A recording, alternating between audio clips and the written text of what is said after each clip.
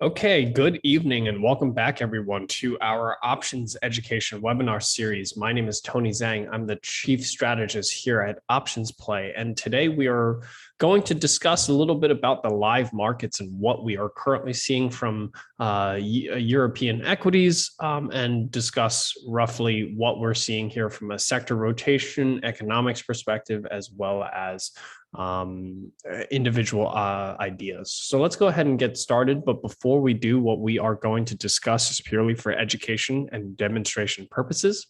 It is not a solicitation or recommendation to buy or sell any specific securities. So we'll take a look at just the options education agenda, but we'll mostly spend our time looking at the Nordic markets, the four major equity markets, where they currently stand. Largely, they're all still in the very similar conditions, but we'll talk a little bit about what has changed.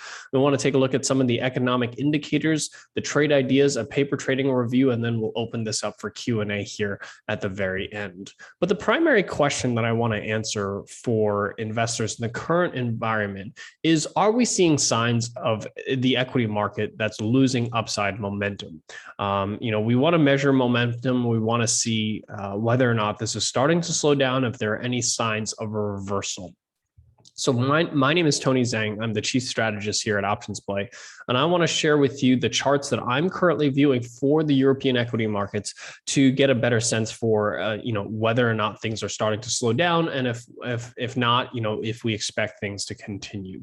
So let's start off by taking a look at the NASDAQ OMX S30, the Stockholm index, Stockholm 30 index. So if you look at the longer term chart, you see a very clear and strong uptrend. This is an uptrend that's not particularly too steep. It has accelerated, if you will, but so far has held that trend line. So we've had multiple tests of this trend line, and so far this is continuing to hold. So based on that alone, things look very much straight and up to the right, meaning we are very much in a bullish market. If we zoom into the daily chart, what you start to see is that same line so far is still holding. We continue to make higher highs in price and higher lows in price, but recently we stopped making higher highs in price and we started to making new lows in the price. So what you have here is really more of what looks like the formation of a triangle. And these types of triangles can resolve themselves one way or another. This is yet to be resolved yet, but we are just within a few days of seeing some type of resolution as to whether or not this will continue moving higher or we start to see a breakdown. So this is a key level to start paying attention to if we start to see the markets break below these levels. If they do, you have some minor support here around 2320 or so that you would need the markets to hold and continue to bounce off in order to maintain a neutral view of the markets. But if we start to break below 2320, that's when you start to have risks pulling back all the way down to 2200. So those are really some of the risks that we currently see with the broader markets. And if we look at the momentum here, as we continue to make higher highs on the longer term chart, as you start to see, momentum is starting to slow down. On the daily chart, what you see is higher highs in price. As price continues to make higher price, momentum is also starting to slow down. It hasn't turned negative yet, but we are close, if you will. And I would imagine that if we start to see equity markets break below the support level, that's when momentum would also confirm that we're moving to the downside. So we really want to see price break lower and momentum shift to the negative side before we think that equity markets are headed lower. Until that happens, our base view is always still going to be that we will bounce off this support level and continue to move higher. So that's what we see here on the Stockholm S30 index. When we look at the Copenhagen 25, long-term chart looks very similar to the Stockholm market. As you can see, you have a very clear uptrend here for this market. And I would say that our base case is that this simply bounces and continues to move higher. There really isn't a lot of signs of any slowdown in momentum. As you can see, as we make higher highs in price, momentum largely is intact here, both on the short and long-term momentum, as well as here, as you can see, momentum really hasn't slowed down much on this pullback and very much can continue to confirm new highs here. So out of the Nordic markets right now, Copenhagen by far the strongest of the markets. And then when we look at Helsinki, as you can see here, recently put in a double top, right? So if you look at the long-term chart, very clear uptrend here on the, excuse me, on the Finnish markets, very clear uptrend here for Helsinki, but recently putting in this double top, so failing to make a new high. These are the first signs of a potential market top. That doesn't mean that you're going to get a pullback here, but it certainly means that this uptrend is perhaps starting to consolidate, starting to take a bit of a pause, right? And usually when you see these types of pauses, it starts to trade sideways, and once it trades sideways, it can either break out higher or break out lower here. Right now, we don't really have much data to show us, but this is certainly starting to look like more of a range-bound market here for Helsinki rather than a continuation of that breakout. Now, if we break back above this 57.25, 57.30 level here, that's when we can say that the bullish trend has resumed. But the fact that we've put in this double top here is a sign that momentum is slowing down. And we have confirmation here, right? As we started to move sideways, as you see, momentum has continued to move lower. So starting to see some slowdown here in the Finnish markets, but not quite enough to say we're due for a pullback. Just more of a neutral view here at the moment after that double top was put in. And to be honest, this is a fairly healthy thing for markets to do after they've had such a long run. Look at how long the markets have been bullish for, pretty much since May of last year. So we're talking about almost a year and a half of a straight bullish market. Now, when that, markets can't just go straight up. They have to go up, consolidate, or pull back a little before they continue. So this could just be a bit of a pause, a bit of a slowdown, a bit of a consolidation before it can continue moving significantly higher. But again, if we see a break below 55.60, that is the major support level that we're looking at. If we see a break below 55.60 and we see momentum start to turn negative, that's when I think, that could be a potential sign of the next pullback. Until that happens, I don't think it's a good idea to go out there and short any of these markets. And then when we look at Oslo, when we look at Norway has had this price action that we're starting to see here in Helsinki for quite some time, where for pretty much the better part of 3 months or so, the equity markets have made almost no progress and basically has been trading range bound between 960 and 1,000. Basically breaking higher here, pulling back, breaking higher, pulling back multiple times. It did manage to break out a little bit higher here just a few days ago, but as you can see, it quickly pulled back. So a bit of a false breakout here, failing to really break down. And as you can see, momentum turned negative a few times, right? But the key thing here is that it held the 960 level. This was the breakout level. This was resistance prior to the breakout, and each pullback to this level held. So despite the fact that momentum turned a little bit negative, that's not bearish. Remember, always use price action as your primary reason to think about a directional view, meaning you have to see a meaningful view below 960 and momentum turns negative. Do you think about looking at bearish opportunities? Otherwise, if you look at the long-term chart here for for Oslo, we continue to see a straight upward trend here. This upward trend has slowed down a little bit in terms of momentum, but the momentum largely remains very positive even in the last few days. So this could very well, be a continuation higher here. Especially, I would watch for a breakout here above 1,000 or 1,010, because a break above 1,010 certainly puts this back into a bullish state, which again is healthy, right? When markets make big moves, they tend to rest or consolidate before they can continue moving higher. You can't just have equity markets that continue march higher forever. This is a bit of a pause that we saw here. Call it a bit of a pause before it continued. And now this is a pause here again, and it's starting to potentially show some positive momentum that could start to break out higher here. So Oslo, while, largely being quite, losing momentum and certainly losing relative performance here over the past 4 months or so, 3 months or so, is really starting to see a little bit of positive momentum and can continue moving higher. Now, Oslo, obviously, still out of the Nordic markets, more exposed to oil and gas than any of the other Nordic markets, and obviously with crude not being particularly strong recently, but showing a little bit of strength here as there are some hurricanes here in the U.S. that have slowed down supply.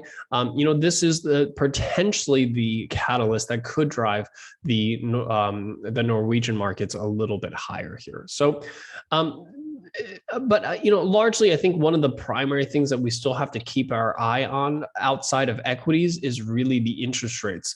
The Swedish interest rates for a long time was between about 30 basis points and 50 basis points or so, but recently declined all the way down to about 5 basis points. But as you can see, we seemingly have found a bit of a bottom here around 5 basis points and has started to climb higher here. So you had this bottoming formation that has now broken out, came back to retest, and is now moving higher. So you can think of this as a rebound here, or an inverse, if you will, of bonds, right? You had basically a bond rally. That rally had topped and is now starting to see some declines here in that bond market, and that's raising interest rates. As interest rates rise, that is another catalyst as to why equity markets can see some weakness. So we haven't seen the weakness yet. We have not seen equity markets break below support levels. We have not seen the momentum turn negative. That confirms those breakdowns. But, we have to pay attention to these other indicators. The interest rates are just starting to rise. So if we start to rise back into this 40, 50 basis point level and potentially higher, that could be the catalyst that drives these equity valuations lower or equity prices lower. So it's really important to pay attention to both equities and fixed income, specifically bonds and bond yields, to give us a better sense for the directional view of the markets. So before I move on, I just want to take a pause here. Any questions so far regarding the equity markets, the bond markets, the relationship between bonds and equities? There's a Q&A section here at the bottom of your screen and a chat window at the bottom of your screen. Does anyone have any questions regarding what we just went over so far with respect to the macro view of the broader markets here in the Nordic markets? Feel free to type it into the chat window or type it into the Q&A section.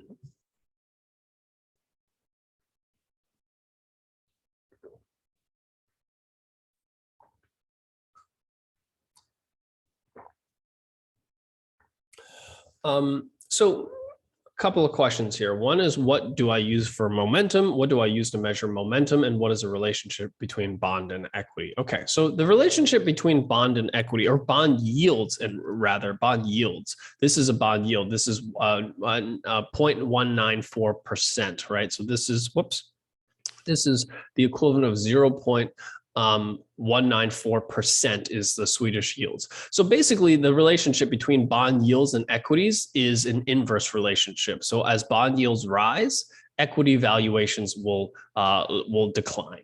So it's an inverse relationship between bond yields and equity valuations, because interest rates is what we discount future cash flows of a company.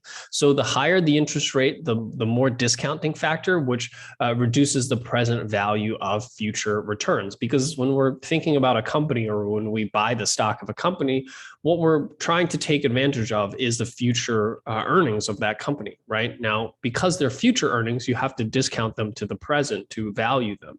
And the question is, what discounting factor do you use? So as interest rates rise, you use a larger discounting factor, and that's going to reduce the present value of those future cash flows. So that's why you have an inverse relationship between bond yields and equity. As far as your second question as to what metric do I use for momentum, this is really where you can use any really momentum indicator you choose. In this particular case, the blue histogram that I'm using here, that's a 50-period CCI. So a commodity channel index is a fairly commonly used technical indicator. Some of you might use RSI, some of you might use stochastics. You can use all forms of momentum indicators. I have two momentum indicators here. I have the blue histogram, which is a 50 period, and I have the red line, which is a 6 period. So I combine momentum on two different time frames, and it gives me a sense for one is the overall momentum, right? So the blue gives me a long-term momentum, and the red gives me short-term momentum. So notice how when the markets pull back in a short run, I get these signals, if you will, within the long-term momentum. These are potential opportunities to take advantage of these moves within that momentum, the bullish momentum here. Then, as you can see, I'm trying to highlight for you whenever the red momentum is slightly negative, this is telling me that the markets, are oversold within a long-term bullish trend. So that's how I use momentum. I use a 6 period and a 50 period momentum indicator. And it doesn't really matter which one you use, whether you use RSI or CCI or any of these momentum indicators. They're all calculating the same thing. They're just slightly different mathematical calculations for it. So don't feel the need to use multiple momentum indicators. Just use one, in my opinion. But you might want to use one with multiple time frames on it so that you get a sense for the bigger picture, as well as the short-term momentum. So hopefully that answered your question. Okay, so let's move on and take a look at some of the economics. And this is really where, some of the things that we've been talking about, for those of you that have been listening to these sessions for the past year or so, is really, we've been looking at manufacturing PMI and we've been looking at services PMI to look at the rebound of the economic recovery. And early in the pandemic, most of the gains that we saw were from manufacturing, because manufacturing was able to get back online much sooner than services. Services is like bars and restaurants, travel industry. These were much slower to get back to normal. And what we basically said was that, if manufacturing was strong and services was slowly starting to pick up here, and it didn't pick up here until basically the beginning of 2021. At the end of last year, services was basically extremely low, extremely flat, almost no growth here. And then in January, it's really when we started to explode here. And this was expected, right? We knew that bars and restaurants and travel was going to pick up slower than manufacturing, especially since, when we were all stuck at home, all the goods that we were consuming while we were at home, a lot of that was on the manufacturing side. And our view was that as long as manufacturing remained fairly strong and services was starting to pick up here in the later half of this year, that would show us that the economic recovery is in shape. And so far, we're seeing exactly that here on the services side of things. However, in the month of August, we did start to see a significant decline here in manufacturing PMI. So this is one that we really want to pay attention to next month to see if this is a bit of a short-term slowdown, or this is a longer-term slowdown here for manufacturing, because this is certainly going to be concerning that this half of the economy is seeing such a significant slowdown that we really haven't seen big slowdowns like this across world economies just yet. Services still continue to climb, but we've seen manufacturing softness in certain places, but certainly not to this degree that we're starting to see here in Sweden. So we do really have to pay attention to some of the economics and what it's telling us right now in terms of how the economy is shaping and whether or not it's recovering in an ideal way for equity markets to maintain its current momentum. Okay, so there is some concerns that I see here from the economic side of things, so it's worth paying attention to, and we will keep you updated. So I do think at this point, what I do want to take a look at here is the sector rotation, taking a look at what sectors are leading, which sectors are lagging behind, and which sectors are starting to improve, and which ones are weakening. Okay, so if we take a look at the leading markets, we have three sectors. We have healthcare, which is actually starting to slow down a little bit in terms of momentum, and then we have technology and we have industrials. So technology and industrials moving very much in terms of the leading quadrant, both gaining on relative strength and momentum, while healthcare is starting to lose a little bit of momentum here right now. As you can see, there are no sectors currently in the weakening category at the moment, or the weakening quadrant. We do have quite a few sectors in the lagging quadrant here. So let's take a look at the ones that are not doing very well. You have consumer goods that has went from leading to weakening to lagging behind in just a matter of a few weeks. So consumer goods starting to see some slowdown here. Energy also seeing some slowdown. Part of this, the weakness that we've seen here over the past few months from the Norwegian markets is because, as you can see, this energy market continues to lose both relative strength and momentum. And then what you have is telecom also continuing to just underperform. Telecoms has not been doing very well this year. It continues to underperform here as a sector. And then you have a few sectors that are starting to looking like it's starting to get back into improving. You have financials and you have consumer services that are starting to show some upside here. So especially if we talk about the services growth here, we're starting to see services turn up. We're starting to see financials turn up. As interest rates rise, we're naturally going to see financial services see some higher, the one sector that kind of gets that generally is benefited by rising interest rates is going to be financials.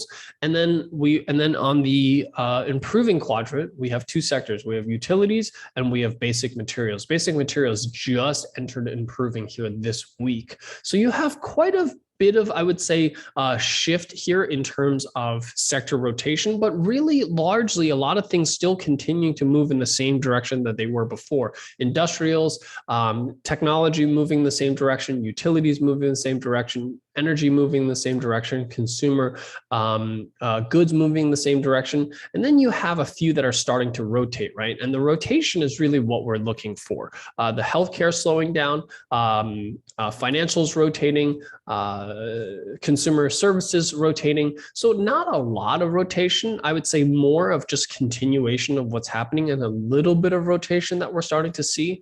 And, the thing about rotation is that you want to see a fair amount of rotation in a healthy market rally. If there's a lack of rotation, that usually means that whatever is working continues to work and whatever is not working will continue to not work. That's not the basis for a healthy market rally. A healthy market rally sees a fair amount of rotation from sector to sector. Leading sectors become weakening sectors become lagging sectors, and so on. You have this circle, if you will. That's why this chart is built in this way. And what you want to start to see is more sectors moving in this type of direction. So right now we're seeing a little bit of that, but not quite enough, in my opinion. So the equity rally here is not the healthiest. It's not bad, but it's not particularly great looking here at the moment.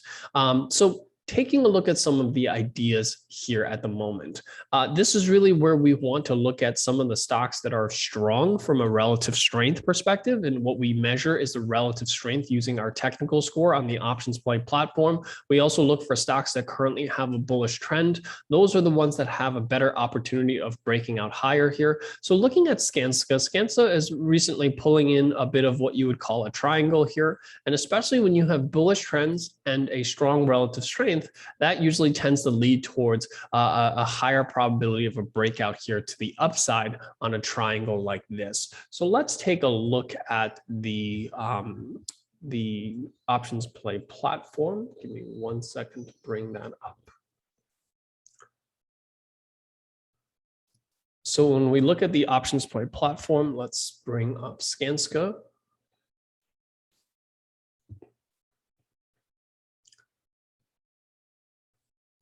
And we will zoom in a little bit. As you can see, overall, we have a very strong general uptrend here for the stock. And recently it's taking a bit of a pause here after what has been a fairly sizable move. And our expectation is that this starts to break out higher here. So this is the opportunity that we see here. And I think there's a few different ways that you can play this. But from my perspective, because their earnings is not coming up for another 57 days, I'm not expecting a big and fast move here to the upside in a short amount of time. So I think using a vertical spread like this would probably be the best way to go about playing this, because here I'm able to risk only 555 crowns to potentially make 945 crowns, about a 2-to-1 risk to reward ratio. And the most important thing is that 555 crowns on a 250 crown stock. So if I bought 100 shares of Skanska, that would cost me roughly 25,000 crowns. But if I'm only risking 555, that means I'm only risking 2.2% of the stock's value to play for a breakout higher here on Skanska. And the key here is always to limit your risk, right? Because if, let's say, I was comparing buying the stock on Skanska versus buying a call option versus a call spread, what you see here is that I'm always planning not for how much money can I make, but I'm always planning for how much money can I lose if this triangle breaks the other way, right? What if I'm wrong and the triangle breaks this way and we're back down to 229, 230, somewhere around there? You always want to understand how much risk are you taking first. So if I bought the stock, I'm risking 2,160 crowns. That's about 9%, almost 8.5% of the stock's value. If I bought the call option, I'm risking less than that, about a third of it, 770 crowns.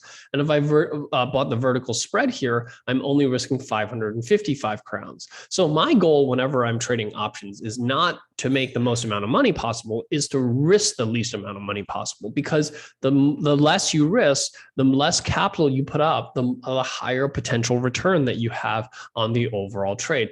And you should always ask yourself, am I comfortable if this trade did not go in the direction that I expected to? If I lost 555 crowns, am I comfortable with that outcome? And you should always be comfortable with that outcome before you start looking at how much money can you make. So once I say to myself, okay, I am comfortable with risking 550 crowns. Well, what if this breakout happens and the stock reaches 260 crowns, right? 260. So as you can see here, if I bought 100 shares of the stock, I'm looking at about a 3.3% return on my capital. If I bought a call option, I'm looking at about a 29% return on my capital. But if you can see this trade on the right-hand side, I'm looking at an 80% return on my capital. And this all comes down to the fact that I'm risking substantially less, or I'm putting up also substantially less capital in order to place a trade like this. That only cost me 550 crowns, so that if the trade makes 450 crowns, which is not a lot, right? It's not a lot compared to the 840 crowns that I'm making here, but because it only cost me 2.2% of the capital to trade this, my returns are greatly amplified, up to 80% return. Right? So not only do I risk the least amount of capital, 550 crowns, but if I'm right, I also make the highest return, 80% return. Does that make sense, everyone? Please type 1 into the chat window if this comparison makes sense to you and you understand kind of the underlying metrics that I'm referring to. Okay, I see quite a few ones. And if anyone doesn't understand this, right, if you feel confused about any of these numbers, feel free to type your questions into the Q&A section, and I'll try to answer as many questions as I can as I go along on these types of opportunities, right? So the goal here with options is to help you limit your risk. And by limiting your risk and reducing the amount of capital that you take on this particular trade, that you can amplify your returns. Okay. So that's the goal here, is to try to make sure that you understand how to minimize your risk so that if you're wrong, you only have a controlled amount to risk. And the great thing is that if it doesn't matter how low Skanska goes, right? Even if it goes down to 219 crowns, right? It just keeps going down back towards all the way down here, right? It returns back to its level from, it returns back to its level from mid-March, right? 219. Here, if you bought the stock, the more it goes lower, the more you lose. Here, no matter how far the stock goes, you only risk 550 crowns. And the call option gives you the same feature. The only difference is the call option costs a little bit more. And as you can see here, your returns are a little less, which also means that your profit is a little less, but that means your returns are also a little smaller as well. So higher risk, smaller returns. And the only time a call option makes sense is if the stock really takes off, right? So I think the stock is going to go to 285 crowns. Then you should buy a call option, because the call option does not limit how much money you can make to the upside. A call spread limits the amount of money you can make above 265 crowns. And 265 crowns is all the way up here, right? So you're basically saying that between now and October, which is around here, I'm expecting the stock will roughly reach about 265 crowns. If it goes above 265 crowns, I'm going to miss out on that. But as you can see here, look at the trajectory of the chart here, right? it's reasonable to say that by October, it could reach 265. I don't think it's really reasonable to say by October, the stock will be at 286 because that's well above the overall trend, right? So you can buy a call option and it's going to cost you a little bit more, but that little bit more gives you that upside. So if you think that the stock can start to actually accelerate that uptrend, then you might want to buy a call option. But otherwise, the vertical spread, you're risking less, you can potentially make more as long as the stock makes a reasonable move. So even if the stock moves up to 268, as you can see, we're going above the 265, you're still going to make a higher return because this strategy needs some time to catch up. As you can see, the market needs to go up to about 271 before the call option starts to perform on par with the vertical spread. So only at 271 do the two strategies are equal. Only above 271 does this start to outperform this other strategy. So hopefully this gives you some sense for how to utilize these strategies for your trading when you find an opportunity here in the market. And I'm just trying to present a few opportunities so that you can see them. These are not recommendations to trade this strategy. This is more to give you a sense for how I look for opportunities in the market using technical analysis. And then how do I then take options play to find an option strategy to trade that limits my risk if I'm wrong on my analysis. So the next one I'm going to take a look at is Securitas. So let's take a look at Securitas here on the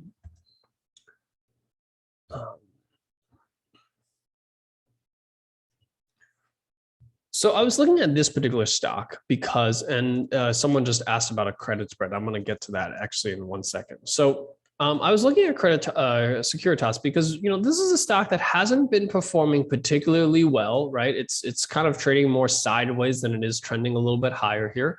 But recently, it seems like after it had some very strong performance here, I think this was probably on earnings, and it's pulled all the way back to its earnings level. And maybe this is an opportunity to look for a bounce higher here. And I think this is potentially an opportunity for a credit spread. But I don't know if a credit spread exists yet. So let's take a look. So I'm going to click on modify, and I'm going to use our strategy constructor. And this allows me to construct another strategy. And this is a strategy that I talk about in some of my advanced courses. So if you want to learn more about these strategies, I'll show you how to access some of these courses available. So let's say I take a look at selling a 142, 135 put option. So what I'm doing here is I'm first selling the 142.5 put, the closest the at the money puts here. I could also sell a 145, but that's slightly in the money by about 1 crown. We'll take a look at both. But what I'm doing is I'm selling an out of the money put, collecting 260 crowns. But the problem with selling just the put is that I have a fairly large risk, right? If the stock keeps moving lower and lower and lower, I'll lose more and more money. And it also takes a lot of capital to sell a put option.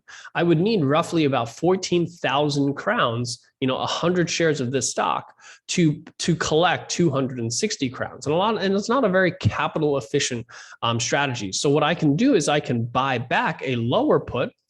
So if I sell the 142.5 and I buy back the 137.5, what I do is I basically reduce my risk so that if the stock continues to go lower and lower and lower, I'm only going to risk no more than 355 crowns. I cannot lose more than 355 crowns. But because I have to pay a little bit of money to buy the put option, it also reduces my max reward from 260 crowns before to only 145 crowns. But I get a very similar risk profile to selling a put option. And now, instead of requiring about 14,000 crowns in capital to enter this trade, I only need 355 crowns to enter this trade. So this is really where you have a much more capital efficient way where you're collecting less premium, but it also takes significantly less capital to get into the trade. And this is a strategy, and we'll compare it to a few different strategies. Let's compare it to selling a put option, and we'll compare it to buying a call vertical, the similar type strategy to what we were looking at here before. So so let's say Securitas, which is currently trading around 144 or so. And here's the benefit of selling a credit spread. Because when you buy a vertical spread, like we were showing you before, the stock has to move higher before the strategy is profitable. Meaning, if the stock stays around here, around 144, meaning let's say 2 months, a month later, the stock kind of goes a little higher, goes a little lower, and just kind of stays around 144. If you sold a credit spread, or if you sold a put option, you would make 100% of the premium that you collected. So here I'm collecting 145 crowns. If the stock stays where it is, I'm going to keep 145 crowns. If I sold the put option, I also keep 260 of the crowns of the premium that I collected. As long as the stock stays above 142.5, this is the amount of capital that I get to make. But if I bought a vertical spread like the one that I did before and the stock did not move, well, I'm going to lose money in that case. So that's the trade-off that you're making between a credit spread, or a trade that you trade at a credit, versus a trade that you buy, such as a call option or a debit spread. Is that if the stock doesn't move, credit spreads will be profitable, debit spreads will not be profitable. On the vice versa, if the stock starts to move significantly higher here, generally speaking, the debit spread will have a higher return, right? So for example, here, if you can see the risk between these two strategies, the credit spread and the debit spread, are very similar. One risks 355 crowns, one risks 325 crowns. But look at the max reward. They're quite different here, right? The credit spread, it's gonna make money in more scenarios, but when it does make money, it's gonna make less money.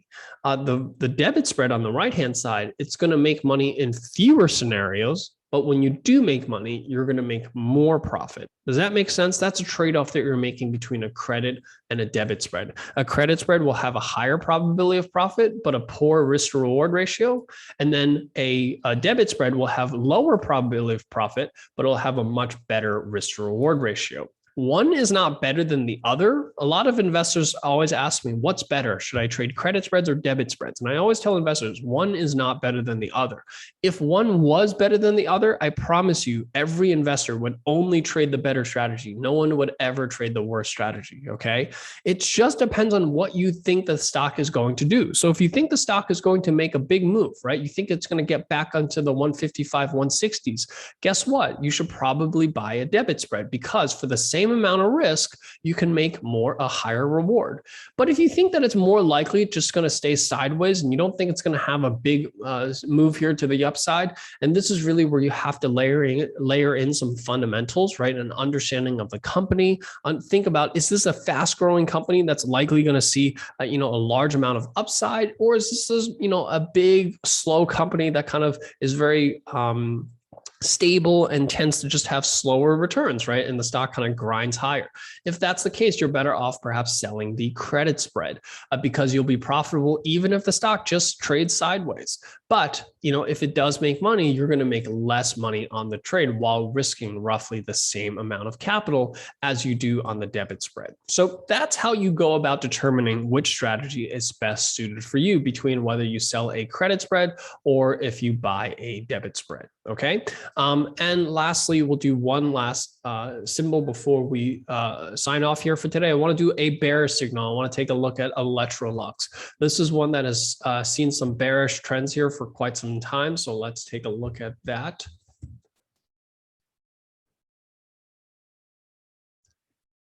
If we look at Electrolux, well, first of all, this has a fairly weak technical score, and recently it broke below this 225 support level, right? So this is a level that it broke out from in March. Very strong breakout here, but each time it broke out, it kept making lower lows, right? And each time it came back to test this support level, it finally broke below that level and then came back. Once it broke below that level, it came back to retest this level multiple times and is now trading lower. So this 227 is now a resistance level that used to be support. So our view is that this will likely to continue move lower here. You did fill the gap here around this 212 gap fill. As you can see, it's already filled this gap once, and I think it's likely to trade back down to that 212 level here or so again. So you can look at this a few different ways. You can sell a credit spread just like we were looking at before. higher. So I'll do a short call vertical here. And let's say I look at selling the 220, 230 vertical spread versus buying a debit spread. So we'll do a same comparison, credit versus debit. And as you can see here, the two strategies will likely have very similar max risks, right? One is 665, one is 750. But notice how big the difference in terms of max reward is. One is 335 and one is 1,250 crowns. But as you can see, the break-even prices are very different. Here, the break-even price is 223. So as long as the stock stays up below 223, you'll be profitable. So 223 is right here. As long as the stock stays below that level, this strategy will be profitable.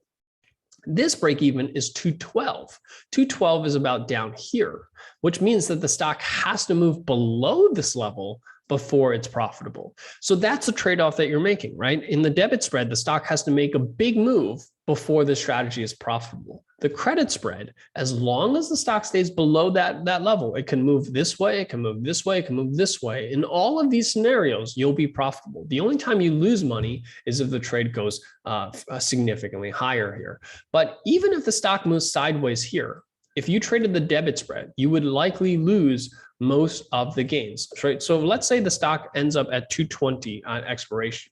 You lose 100% of the premium that you paid versus here, you make 100% of the premium that you've sold or collected, right? So that's the trade-off that you're making. And if the stock makes a big move here to the downside, then you start to see some significant gains. So it really depends on whether you think Electrolux will continue to move south fairly quickly. It doesn't report earnings for another 56 days, so you don't really potentially have a catalyst, right? And maybe because the stock does trade at a fairly low valuation, you're thinking to yourself, this is not going to fall apart. So perhaps you're better off selling that credit spread and basically thinking that even if Electrolux just stays around here, around 218, 215 or so, I'll be able to make a profit. Because if the stock declines to 215, here you make 335 crowns, 335 crowns. Here you lose 250 crowns, right? So this is how you can use our P&L simulator to think, if the stock moves lower, how much can I potentially make? If the stock moves higher, how much can I potentially risk? And always ask yourself before you place any trade, am I comfortable with this risk? And you should never trade anything where you're not comfortable with the risk if this trade does not work out. So only look at how much money can you make after you've said that I'm comfortable with the risk. Once you do that, that's how you're going to be able to make more informed decisions as to what is the best trade for you. And the P&L simulator should be able to show you how much money should I potentially expect to make or lose if the trade goes in my favor or goes against me, so that after you place a trade, nothing comes as a surprise to you. You should never have the stock go against you.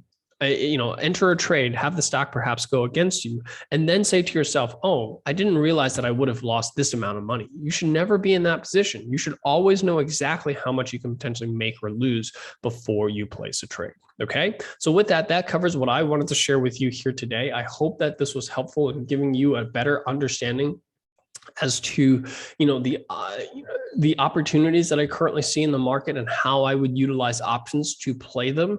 If you're in the learning process for some of the strategies that I discussed here today, I highly recommend you to take a look at our beginner, intermediate, and advanced option courses, which I posted here into the link on your screen, and I also posted it into the chat window here. This includes our beginner, intermediate, and advanced course that covers some of the contracts, some of the terminology that I spoke about, as well as the strategies that I spoke about. So hopefully you can use that to learn more about any of these strategies if you're interested in pursuing that. So, and also for those of you that may not have access to Options Play, the platform that I just showed you how to access everything is available for free. You can just go to optionsplay.se to access this full platform, which allows you to type in any Nordic symbol, take a look at the technical score, the 1 month and 6 month trend. This will allow you to give you a sense for the directional view of a stock. And then you can either select I'm bullish and see 3 bullish strategies, or I'm bearish and see 3 bearish strategies, and start exploring the strategies as I was showing you. You can modify them, you can use the P&L simulator, and that will allow you to see how each strategy will perform side by side. So with that, like I said, that covers what I wanted to share with you here today. At this point, what I'll do is I'll open this up for Q&A. Does anyone have any questions regarding any of the option strategies that I talked about here today, or the market outlook session that I was referring to?